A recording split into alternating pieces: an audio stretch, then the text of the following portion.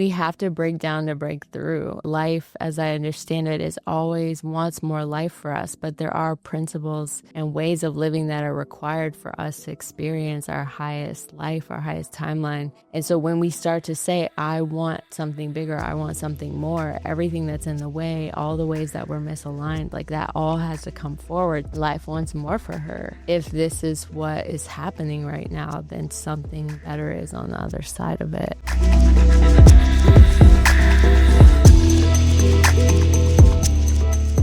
I'm really excited for this conversation.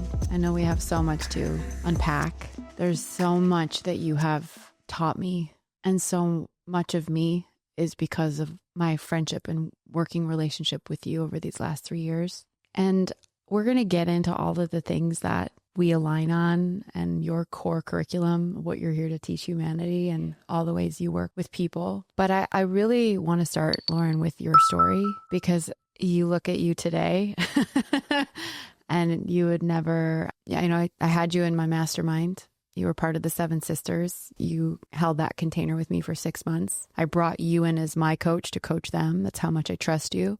And we all went to Avalon together and we spent a week in the goddesses, priestesses homeland. And all of those women were like, God, Lauryn is so amazing. Lauryn is like epic. I've never met anyone like Lauryn.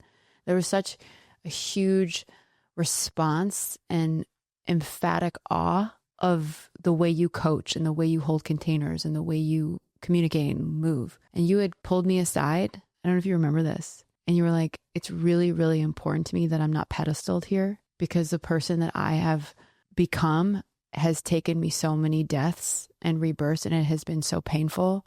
And I don't want to be idolized for my gifts, because this has been hard won. I'm not, I'm paraphrasing. And it really moved me, as many things you say do, because you're so much fucking integrity. So I wanted to kind of open with that, because I know you so well. And if you'd be willing to share the journey that you've been on to lead you to become the Lauryn that's sitting with me today, because I know it hasn't been easy. Yeah, thank you. And I just want to thank you for all the things. Our relationship has been so reciprocal, and all the times, like, you've offered me just as much as I've offered you. So thank you so much. I went back today and I remember that years ago, I wrote this like little blog, and I was like, I'm going to go find that and I'm going to read it.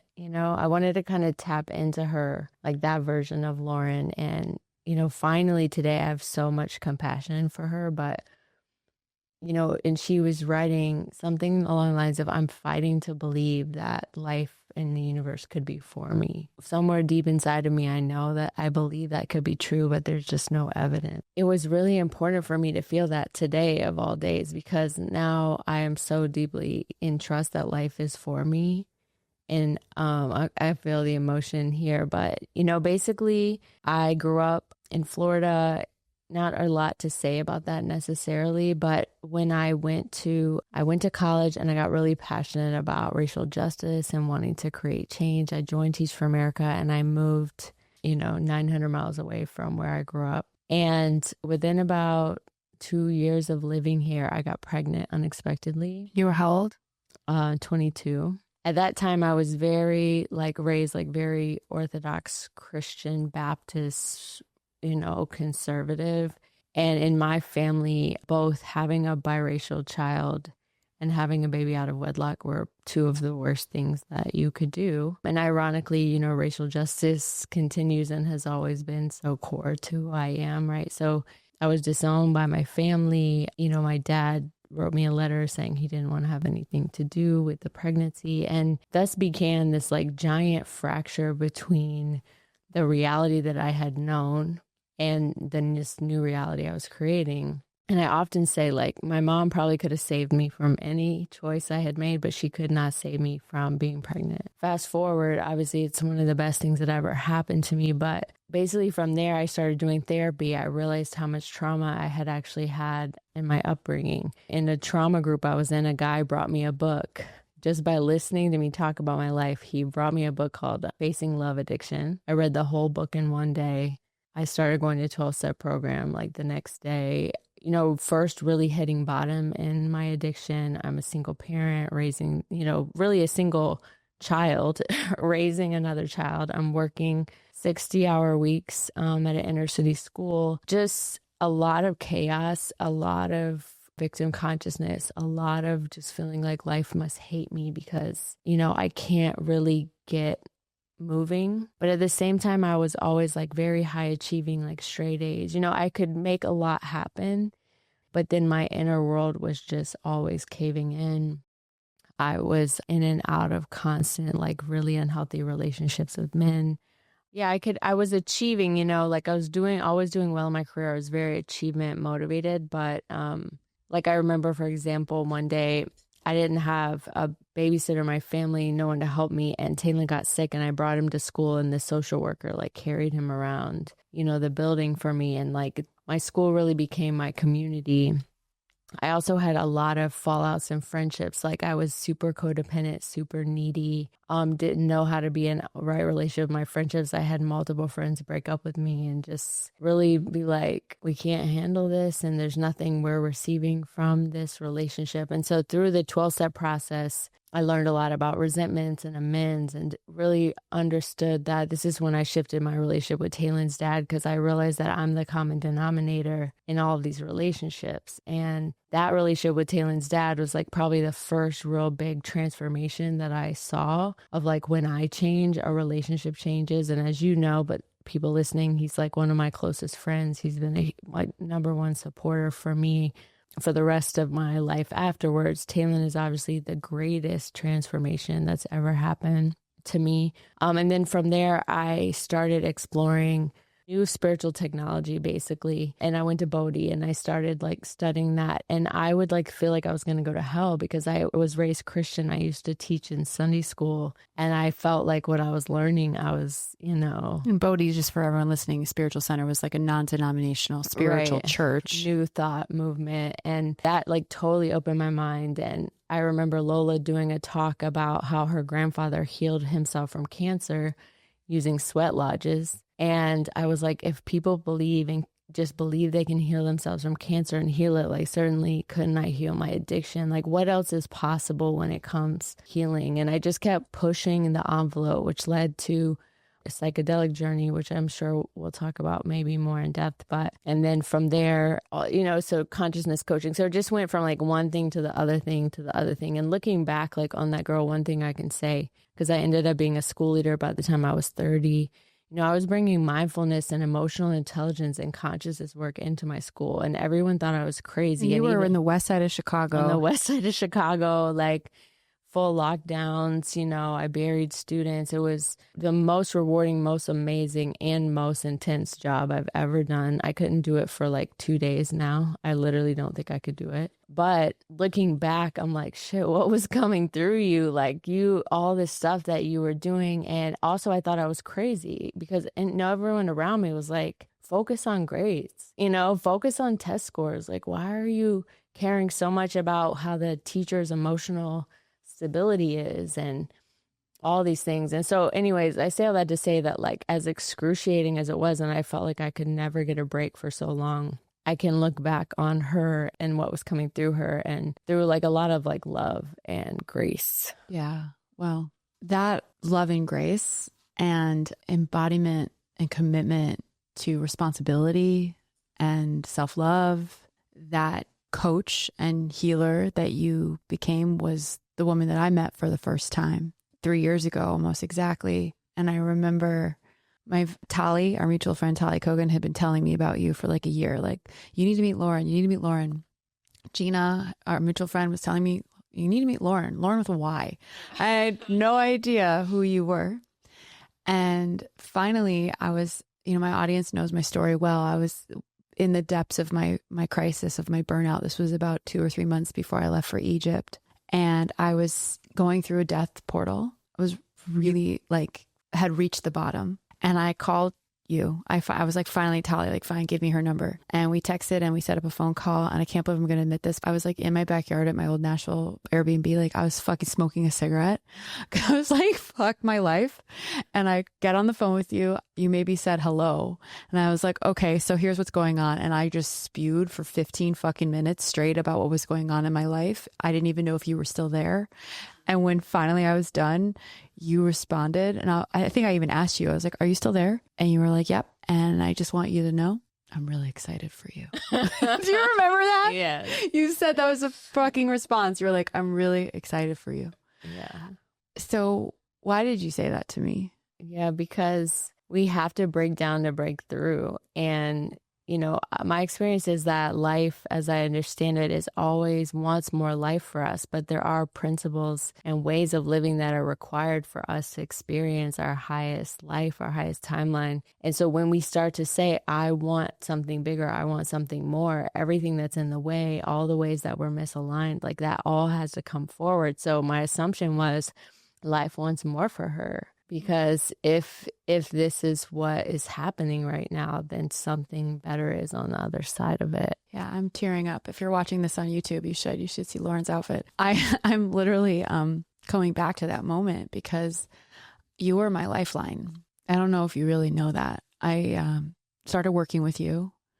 And you were in talk about reciprocity because you're like, you just got to know me after a 20-minute call. Like, I do this work, but book a session with me for now. Just like you're in it. If you need me, call me. You really showed me the level of true integrity and service you have for humanity. I was a fractal of that, a piece of that. But we started really working together and our work got serious. And we worked with medicine. We worked with coaching and integration. And through your eyes, I was able to open up mine. And you've really taught me not only to claim radical responsibility for myself, but like what my responsibility really here is on Gaia. I had heard of Gaia. I had heard of Mother Earth. Like, I'm in tune with nature. Like, we all kind of think we are, and we are. But your lens on her as a being and our relationship with her and how to get into right relationship with her and what that does to getting into right relationship with our lives was really new to me. And you kind of layered on like the flower of life and how everything is connected. And that was a really big breakthrough for me. So I know it's a big topic and we have lots to get through, but I want to start with Gaia. Okay. Because I know it's evolved for you. Yeah, absolutely. Well, I think I have to start here, which is the first time I did medicine. Medicine's been a huge part of my own healing journey and why I offer it to so many people. Basically, this woman is kind of a voice of entity and energy, took over my body. She put the consciousness of Lauryn, like I felt like my whole identity went in like a little box and like sat in a corner and was just watching her. She turned to my guide and she said, "This is too advanced for you. I've got this." And she basically just continued to like tell me all these things about myself, about the universe. She took me into my childhood abuse and showed me all the details of it, but it was so loving. And she showed me a future timeline experience where it felt like 4,000 years in the future in like a parallel universe where there were no life planets in any galaxy across any universe. And we had like tiny pieces of human flesh we were testing, and there were like tiny trees that were like what gold and silver or something platinum, is to us now. And I could feel the desperation for anything life.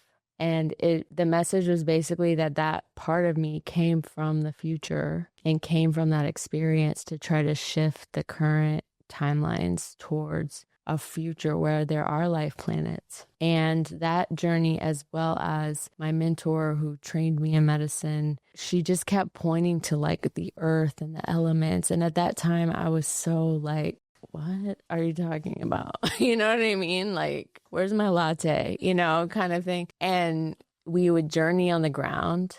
We would journey in the sun. I got to spend a long time in Colorado in a pretty like remote place. And I started to feel her as a consciousness, feel her as a being, like understand that life is this, not only this curriculum, but it's really an algorithm. It's a mathematical set of codes that has these beautiful principles that some part of me that cares a lot about architecting reality thinks is like one of the most brilliant designs that was ever created anywhere through all of time and space. And so Gaia and her, what I now believe and feel connected to is that her design was, what if I create a place where I can bring species from anywhere, in any galaxy, in any universe, any plant, any whatever, and bring them and have them coexist in one place and experience beauty together and experience love together. And so her experiment and her idealism and her design and the way that she's partnered with all these different consciousnesses to create who she is, just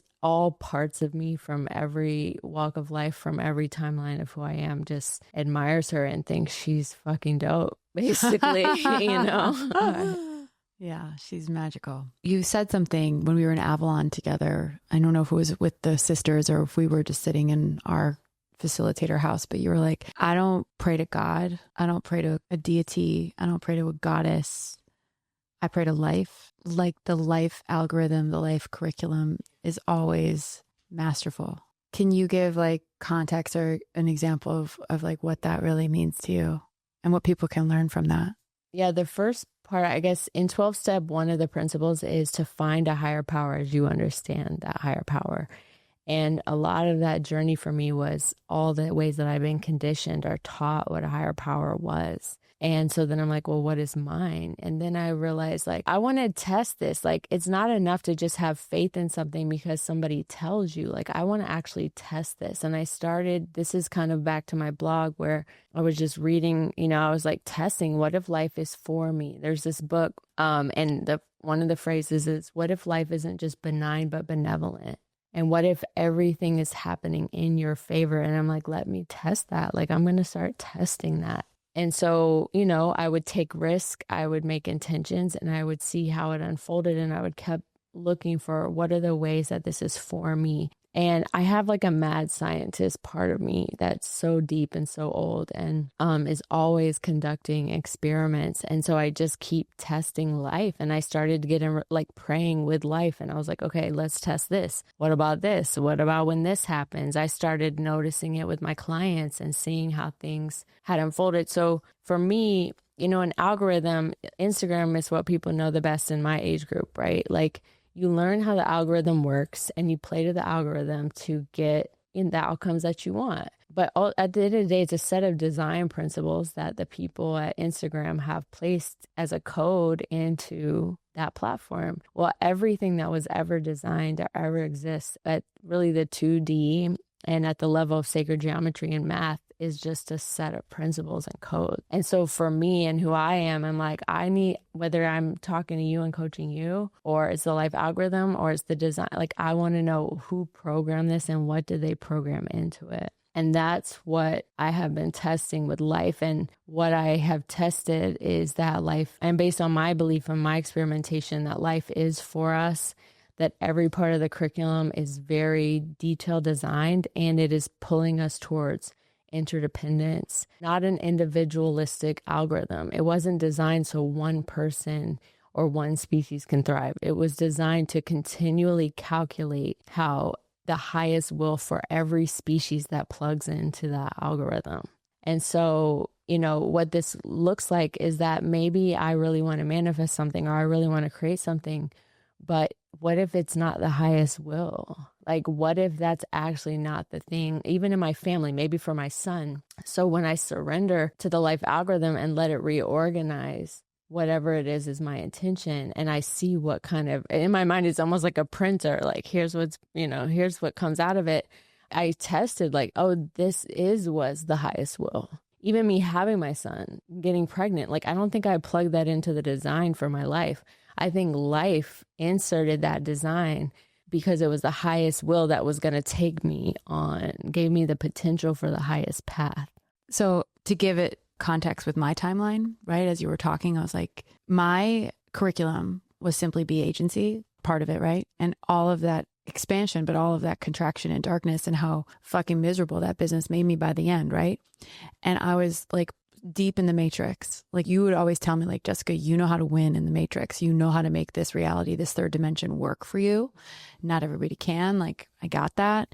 And then I went to Egypt, and people probably don't know, I don't think I've really ever talked about this, was what my life looked like when I came back from Egypt because I had been working with you for a few months, and I was like getting into my body, recalibrating my nervous system, rooting into the Gaia, making different agreements, doing yoni steams, like all of it, like everything started to shift. I started to unplug from the matrix.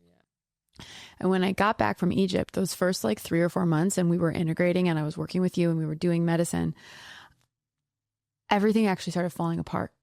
My marriage, my business, everything about being in Chicago. I was like, and I called you up and I remember being mad at you. Yeah. Everybody gets mad at me. I know. 100%. It's important. Like they do. Totally. They're like, you fucked up with my reality. You fucked with my reality. Yeah. I'm fucking pissed. Like, what the fuck did you do to me? I remember that conversation. I remember where I was sitting. I was in my kitchen. And you said, Jessica, this is what happens when you make new agreements, because life is going to reorganize itself into the highest good of all. And you can't play the solo game anymore. You're here for interdependence. You're living on a planet that requires you to be in a team that is not just your perfectly designed team, but like Gaia's team. And it wasn't until like a year after that I saw what that reorganization did for me in my highest good. I had to go through so much pain and dissolution to get there. And so I want you to interdependence and like versus hierarchy. It's like a sliver of the work that you do, but it's an important one. I think it's very ancient and very feminine in many ways for us to be building businesses. A lot of the women that I work with, are in that world. And we look around and I often say we're like fish swimming in water. We don't even see like the programming of hierarchy, colonization, internalized supremacy. I mean, this is a big part of your work that is very confronting for a lot of people. But I think that it's such an invitation to play a higher game and to exist in a higher timeline that creates not just more peace on the planet, but like peace in your own life. And so can you kind of walk us through what interdependence really means and what that looks like in our lives and businesses and the distinction between hierarchy? What I'll say first is that interdependence is so foreign to especially like white supremacist matrix culture, I guess you would say, that we can't even imagine it. That's my experience.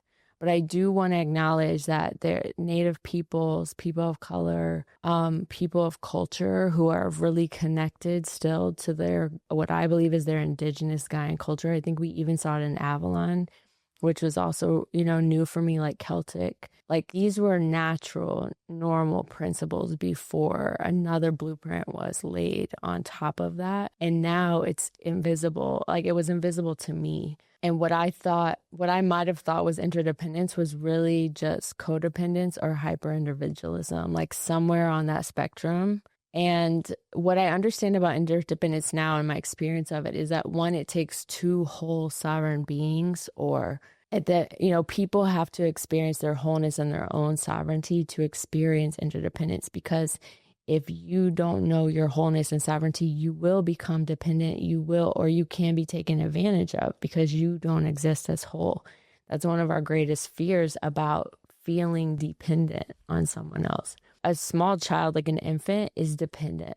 Zoe, your dog, they're dependent. They need you to feed them. They need you to walk them. Like there is a reality where dependence is not some kind of like horrible thing. We do need each other. But what does that interdependence look like from a place of like wholeness and balance and harmony? And it's not always going to be totally reciprocal and totally equal. It's going to get out of balance. What do we need and what do we use to get things back into balance? How do we navigate conflict in those types of situations? And so you talked about, hierarchy, and the way that helps me think about it the most is, I had the privilege of going to the Amazon rainforest for 18 days. And, the tribes that I met are indigenous to that area. They have not been colonized. The ones that I specifically spent time with, this Sapara tribe, they have a medicine man. They have roles. It's not that they don't have roles. It's just that one role is not more important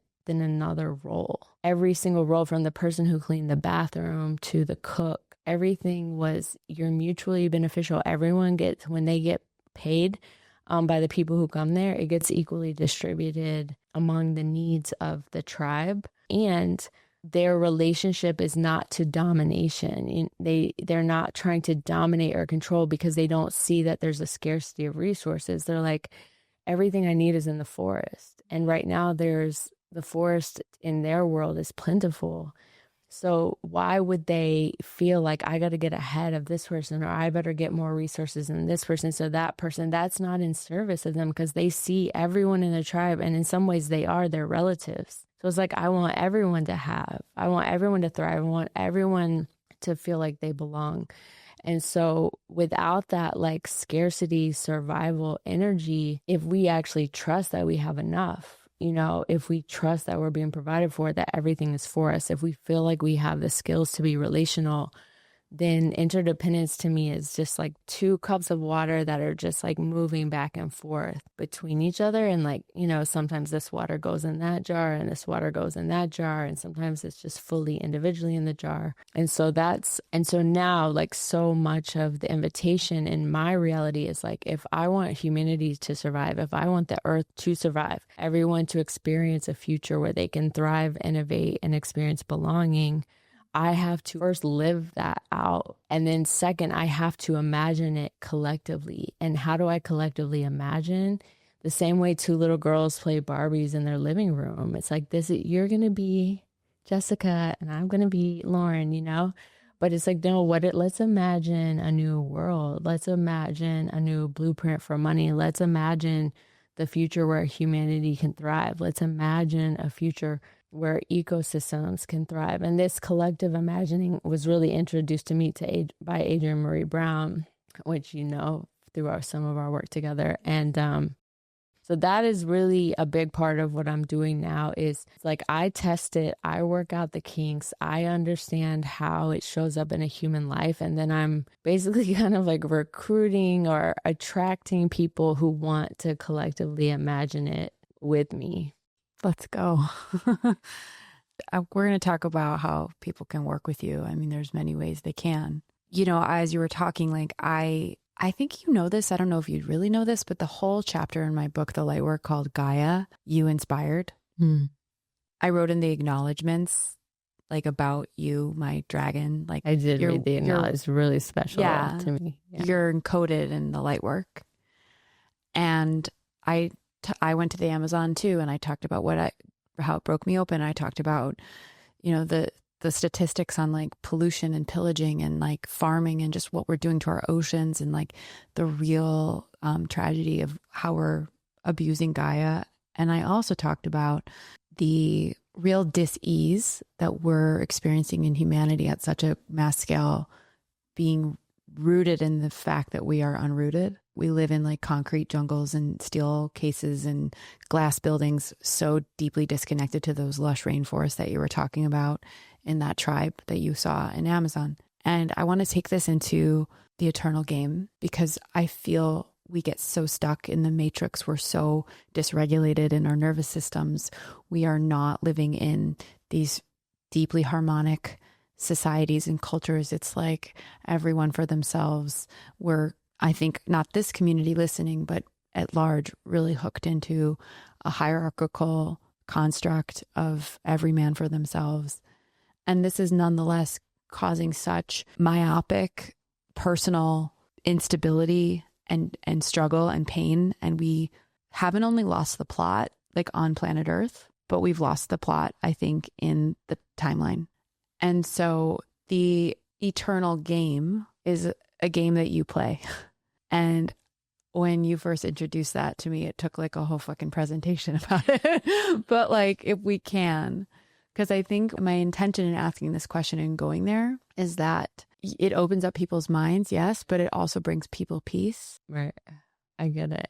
I just want to say one quick thing about what you just said. You know, one of the reasons I said to you, I'd never want to forget who I was or what I went through, being an addict, being a single parent, just being someone in total victim consciousness, is because I always want to be able to empathize with people suffering. And I always want to remember that, like, I just didn't know any better.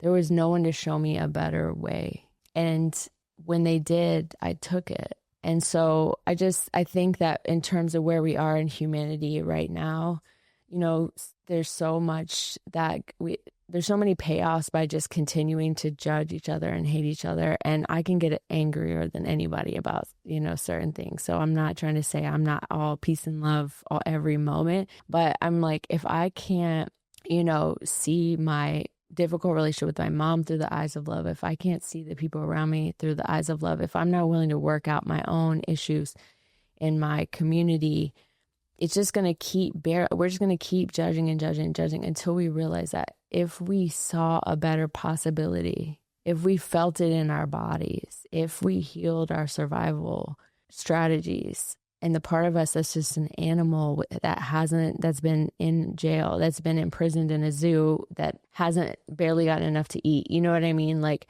if we healed that, we would all want what's best for everyone. But I have seen that over and over and over again. And some of the, what you would call the worst cases are, even as a principal, I was always the teacher that was like, give me the hardest kid.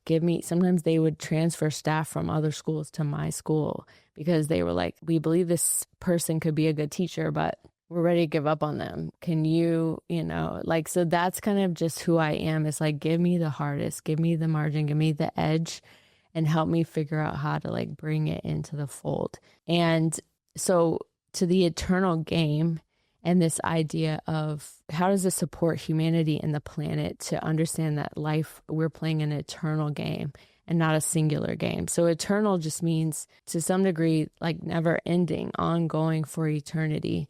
Most of us live in a reality where we're like, I get 70 to 80 years, maybe, and then it's over. And I don't really know what happens after that. Well, in my initiation, in my process, in my experience through journey work, like I access my eternal self. And she knows without a doubt that this game goes on, and it just gets more complex. So one example is like I tell people, like, think about the person that you love more than anyone on the planet. And imagine if you died in this life and you woke up in the next life and you remembered all of this life that you just had and you went looking for them. And that was the first thing you did. And when you found them, they were a homeless person on the street with some kind of like schizophrenia. And they yelled at you and they wanted you to get away from them. And they had no idea who you are because you're in a different body. They don't even recognize you. They have no memories of you from the past life. Like, that's what it feels like to be eternal. Those are the complexities of being eternal. It's like, I have met people in my life and I remember them and they don't remember me. Or we didn't finish stuff from the life before and we had to pick up where we left off. And so, what does that mean? It means you keep coming back to this planet. If you destroy it, then you have to keep coming. And there's a collective part of the game where we're all responsible. Just like you have to pay your taxes because you live in a city, like you don't get to just check out of the collective consequences of the decisions that we've made, even if you're trying to make the best decisions that you can. And so, it's so complex. I could go, I could talk about this forever, but like in terms of our identities, how we identify, how we, you could have been an abuser in one life and the victim in another life. It starts to get so complex, but it changes how you see every choice that you make.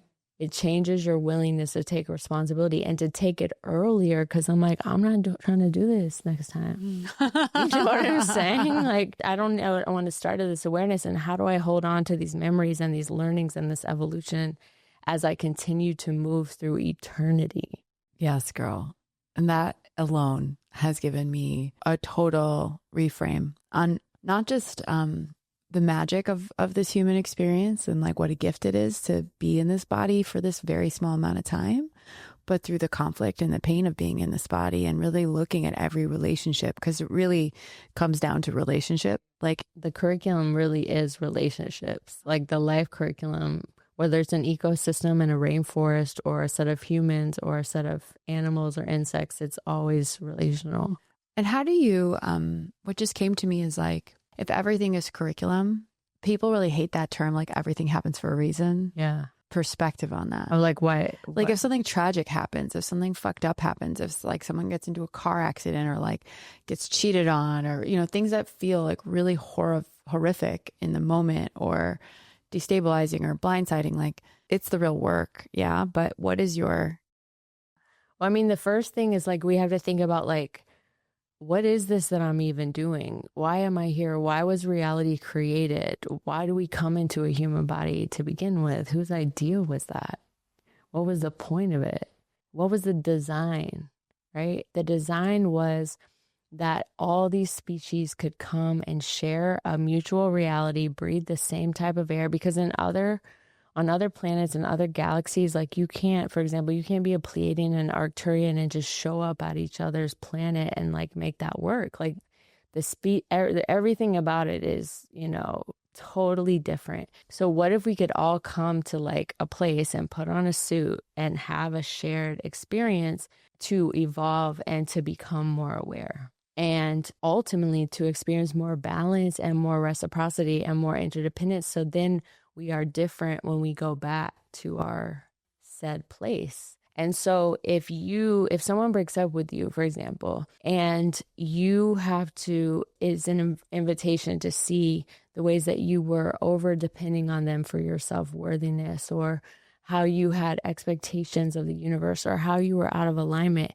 The curriculum is inviting you to more understanding of your own wholeness, more love, more abundance. Ultimately, that's where it's trying to take you. And, really in the narcissism, honestly, of our humanity and how important we all think we are, and and our addiction to comfort, it's like none of these things should ever happen to me, and there's like a fragility that we've created in the curriculum that you're not going to see from animals. You're not going to see from trees, There's just more of a piece, but part of what humanity is experiencing with is like, we don't like the curriculum. We want to do our own thing. We want to figure out, we want to prove that we can create something. And that, at the end of the day, that's what the Matrix is. It's just this blueprint that said, we don't like being at the effect of tornadoes, and, we don't like having to go like get trees. What can I create? How can I play this game in the way that makes me safe and me comfortable, that makes me predictable? But it's very self-focused in that way, and it really lost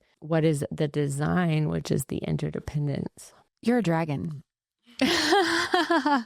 Let's go there. Okay. I want to ask you, what is a dragon? Why do you identify as a dragon? Yeah, that's such a big piece. Well, I would say that I started getting messages about being a dragon before I had any idea what that meant. And I was like, that's cool. Dragons are cool, Someone in my life who I care about very much, who experiences himself as eternal and who was kind of like a big opener for a lot of things that I understand now. He was like, you're a dragon. Like, he would say that to me, and I'm like, what are you talking about? And then I did a hypnosis experience. And I was like, I want to know my origin. Because you have all these people, like, we know you identify as Pleiadian, and all these people that have some kind of, and I could not connect to like a core. I had memories of different lifetimes, but what is my core? And the first place they took me was like this hall of dragons. And it looks so stereotypical, like so goth, you know what I mean? Old books.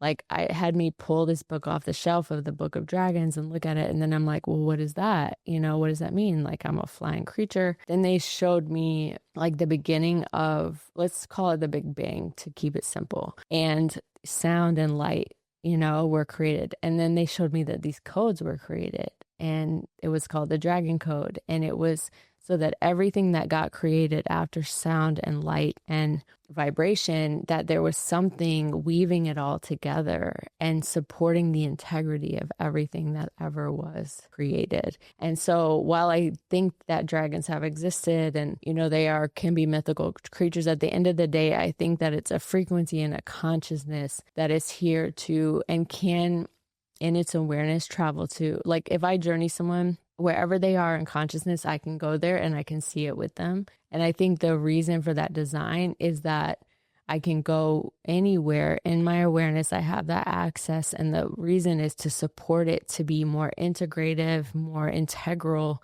with other places in awareness that, so you basically have one person, traveling. It'd be like traveling city to city and telling, okay, this city's doing this.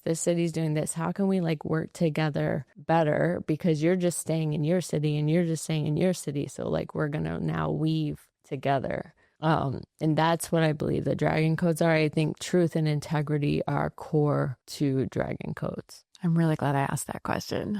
'Cause you're my dragon. We have matching rings. We have a text thread. Like your dragon code in my life has changed everything. And I want to ask you, because I know people listening are like, how do I work with Lauryn, like a dragon in my life? And there's such a multidimensional way you work, and you do quite a bit. I am definitely in a transition around my own identity and how I express who and what I do, and also feeling like I can be protected, because so many things that I do can be like really risky. And that I want to say before I transition to that like the gift that you've been in my life, and I can't really talk about this even without Tally, without like all of our friends, but at the time that I met you all, and I remember you specifically, I had learned all these things. I had even been trained in all these things, and everything had broken down. And I'm like, none of this is crazy, and none of this is ever going to matter or have any meaning. And I don't know what I'm doing. And Tally and Megan like coming to me, and then when I would work with you, being like, this shit is crazy, this is so valuable. And then the layer of like, then we also became friends, and we're like, I literally feel like I can just be my little girl self with you, like that we can be like paint our nails, and, just like you would be the one that we'd be dancing in a tiara and like putting on a unicorn outfit. Like that is what got unlocked, which I think is your code of sisterhood, right? And even before you knew that was like your code, right? And so I just want to thank you and appreciate you and our women that we are sisters with, for seeing and reflecting back to me, even in this moment, that who I am and what I am is worthy and is important and should be in the world. Because one thing, I feel like there's a way that my particular consciousness right now is in the top 1% of, and I don't mean that as like smarter or brilliant, but just like there aren't a lot of people touching this place, and I don't come into contact with them for sure, right? And so anytime that you look at someone who is on a margin of anything and you say like you belong and you matter and you're not only valuable, but you can support the collective that you don't feel like you're a part of, that's like such a healing thing. And so, yeah, and I just am really marking this moment as such, so many conversations, so many things that we've had, like to get to this moment where I actually believe that about myself too. So just thank you. Love you. I love you. Thank you. It's hard to describe you. And I'm so grateful you came on my podcast so that we could go deep and you could describe yourself and people can get to know you in this way. Because I really try and like, I explain to you, I'm like, I can't, like, Lauryn's not of this earth. Like there is no one, Lauryn, there's only one Lauryn. There's no one like her. And I cannot express enough, like, what an honor it is to have you on my team, my spirit team, you working in my business. You always say like, I fuck with you, Jessica, because you fucking do the work and, take the feedback, and I've quantum leaped, in so many ways because of that, because of you. So I really, I know you're here to do big work, and I know you've already done big work, and you've had some transitions in your business and what you're focusing on. And I know that this is a new era for you. And I want as many people that are ready and willing, to really step up to this like eternal plate the game you play. It's not for everyone.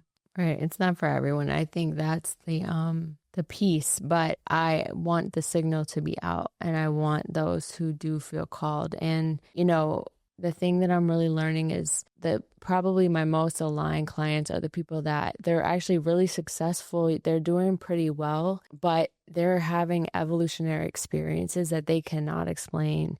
Their life is so complex, their relationships are complex, or they're starting to do psychedelic journeys and they cannot make sense of what's happening. Or externally, they're successful, and internally, they're totally struggling.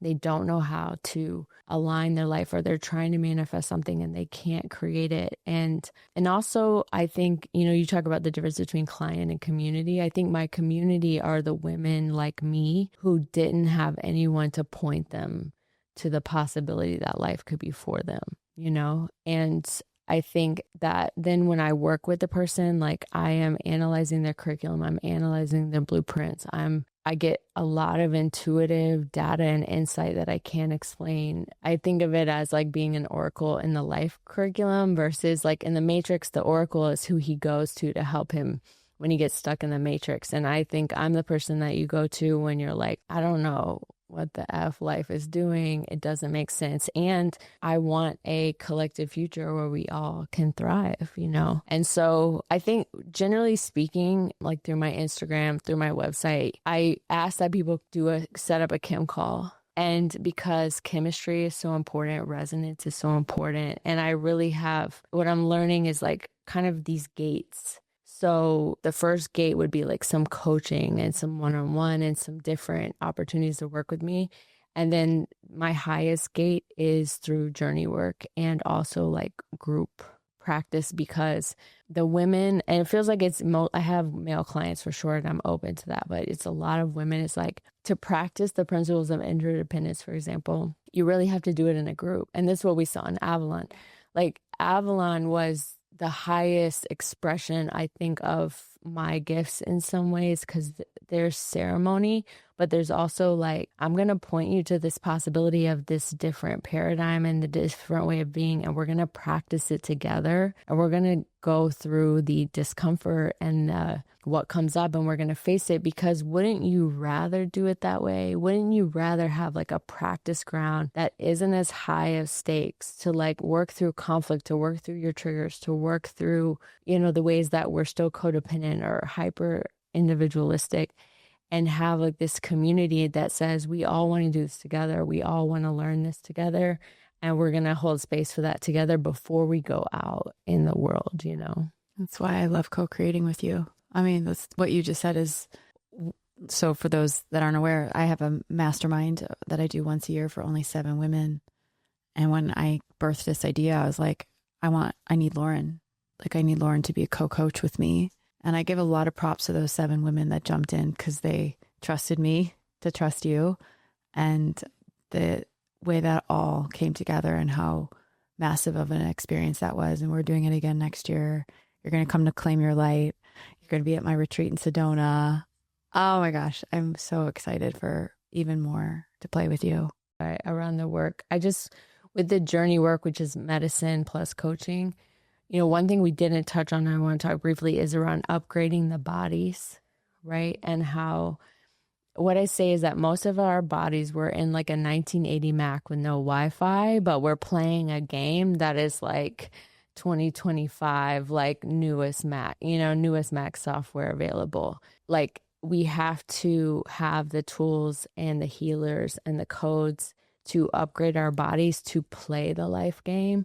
And there's literally a design to keep us in these 1982 Macs with no Wi-Fi, feeling miserable, believing that we're going to die from our sickness. You know what I mean? Believing that this is just normal to be this sick and this unhealthy, because as long as our bodies are sick or are out of integrity, out of alignment, we cannot fully see the game for what it is. So I just want to add that that's something that's so important to me, because I see bodies as the cell of Gaia. And so as healthy cells, we support her ecosystem, but also because it's so integrated into the work I do, is like, what is your relationship with your body and your own ecosystem? I just want to say one last thing before we move to my final quickfire questions for you on the note of medicine, because I'm open about the fact that I work with it, and I'm also intentional about talking about it, because I unfortunately have had some bad experiences where I wasn't held in a container of light, a container of integrity, a container of safety, a container of, you know, cleanliness. All that to say, if you're listening and you are feeling called to do any kind of medicine work at all, whether it's with Lauryn or not, ensuring that the person holding the space is of the utmost integrity, immaculate energy and cleanliness, and there for your healing. And I just want to triple fucking stamp that is you. And there is no one else I have ever worked with that I trust that has really been the embodiment of integrity. And I've never felt safer and more held. And I just want to highlight that for anyone that is feeling called, because there's good reason to be discretional. Right. And there's, Lauren, you're different. So I wanted to just say that. You. And I mean, it was hard one, and I learned through a lot of my own, ultimately how we're in relationship in groups is also how we hold any container or with our partner, our kid, is the same way that we hold containers with anybody else. And so what I'm grateful for is the way that life, through my initiations, that when they were happening, I was like, life hates me. Why is this happening? Why would life make me have this? Why would I have to lose these relationships? Why would this? It was a constant initiation. I feel like life holds me to a really high standard. I'm like, no, that's not good enough, babe. Like, you can't have this thing. You can't create this that you want to create until you prove that you're willing to hold in this way. And now I can see why, because I get such privileged access, to who someone is, that I have to be able to really, really hold that on multiple levels. You're a dragon. You're a master dragon. Thanks. Final quick fires. Do you have a favorite spiritual book? The Surrender Experiment. Do you have a favorite business book? Emergent Strategy. Cool. Okay, we have a spiritual hustler bookshelf, so we're going to add this to that. I know you pray to the life algorithm, but do you have a favorite goddess or favorite deity or archetype? I think Segment is a badass. You are set. Look at this, Leo. I think she has a lot to teach me. Same. I know this answer. It's so stupid to ask you, but like, I ask everyone, do you believe in aliens? Yes or no? Absolutely. I'm looking at one. Last question, Lauren. What does it mean to you to be a co-creator of the new earth? I think it's like the greatest privilege that could ever be bestowed on anyone, and a great responsibility that what I choose, how I choose to think, the frequency I hold, what comes out of my mouth, what I write, what I create will exist for eternity. And that will affect so many beings across so many timelines. And so that it means responsibility, it means privilege, it means consciousness, it means accountability, because we have plenty of examples, both as individuals and as a collective, of how being out of right relationship with those things like turned out for people and continued far after they died. And while I don't expect myself to be perfect, I do want to know that everything I seeded was aligned to values that I believe support those in the future to benefit from what I am seeding now. Lauryn Henley, thank you for playing the game with me. Thank you for playing the game with me. It's a fun game. It's a fun game to play. Even more fun with you. I love you. Love you.